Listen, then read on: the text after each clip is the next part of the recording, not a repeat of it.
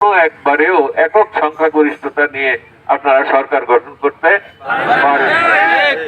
এবারে জামাত ইসলামী আলাদাভাবে নির্বাচন করছে দেখে আপনারা হতাশ হয়েছেন, যে ওই আমরা তৈরি করে দেব, আমাদের এই সিঁড়ি পেয়ে আপনারা ক্ষমতার মসনদে আরোহণ করবেন, এই চিন্তায় যখন আপনাদের ঘুরে বলি তখন আপনাদের এই এলোমেলো কথা, এলোমেলো আচরণ, তো এগুলি বাদ দিয়ে সঠিক বুদ্ধিমত্তার পরিচয় দেন, জনগণের কাছে যান। আগে তো যেইভাবে নির্বাচন করেছেন সেইভাবে নির্বাচন এখন আর হবে না।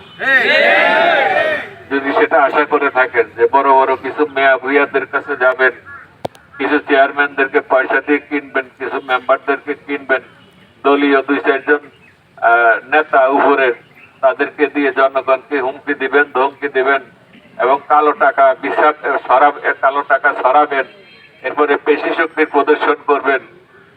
এটা আপনাদের ভালো করেই জানা আছে যে হাসিনা এর চাইতে বেশি শক্তিশালী ছিল, কিন্তু সেই জনগণের কাছে টিকে নাই। তাহলে আপনারা সঠিক রাস্তায় যদি না আসেন, তাহলে এখন তো প্রত্যাখ্যাত হয়েছেন, ভবিষ্যতে আরো ন্যাক্কারজনক ভাবে প্রত্যাখ্যাত হবে।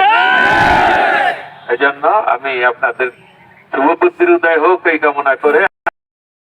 জামাত ইসলামী থেকে 30 জন বিএনপিতে যোগদান করেছে মর্মে সামাজিক যোগাযোগ ও সংবাদ মাধ্যমে প্রচারিত সংবাদটি সম্পূর্ণ মিথ্যা, বানোয়াট, ভিত্তিহীন এবং রাজনৈতিক উদ্দেশ্য প্রণোদিত।